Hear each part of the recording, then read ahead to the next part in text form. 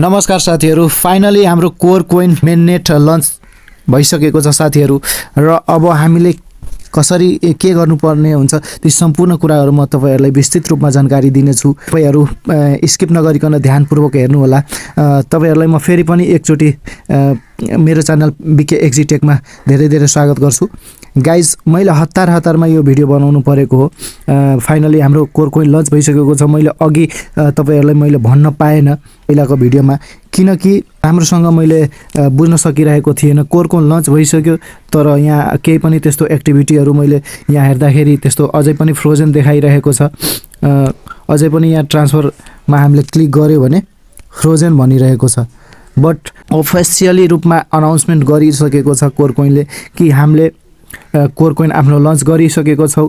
र यहाँ एउटा एप्लिकेसन छ जुन तपाईहरुलाई म यहाँ देखाउँछु।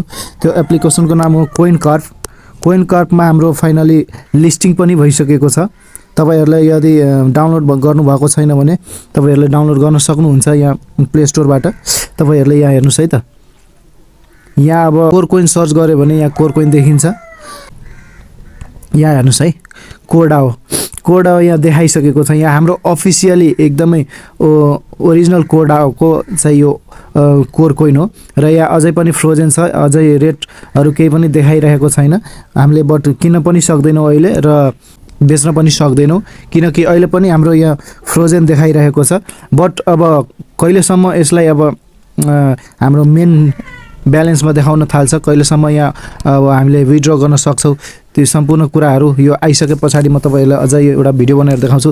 र अब हामीहरुले सबभन्दा पहिले के गर्नुपर्छ भने यहाँ अब मेटामास्कमा सेटअप मिलाउनु पर्ने हुन्छ गाइज। सबभन्दा पहिले यहाँ मेटामास्कमा जानुस्, केही सेटिङहरु मिलाउनु पर्ने छ, म तपाईहरुलाई यहाँ बताइदिन चाहन्छु।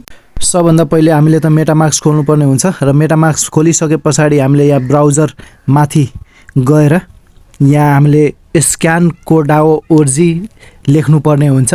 यसको लिंक तपाईहरुले मेरो डिस्क्रिप्सनमा पनि पाउन सक्नुहुनेछ। मेरो डिस्क्रिप्सनबाट तपाईहरुले यो लिंकलाई कपी गरेर यसरी तपाईहरुले ब्राउजरमा आएर सर्च गर्नु होला।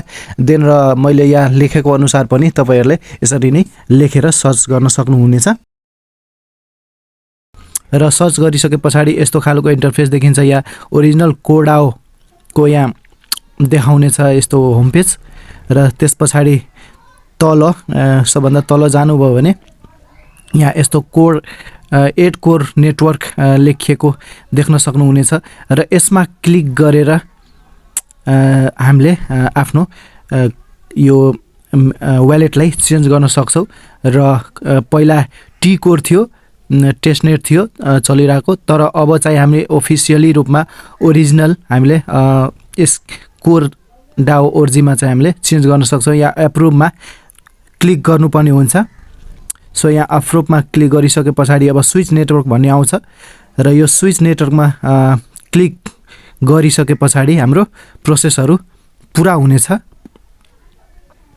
यहाँ यसरी देखाएको अनुसार तपाईहरुले क्लिक गर्नु होला। देन यहाँ सक्सेस लेखेको पनि हेर्न सक्नुहुन्छ तपाईहरुले माथिपट्टि।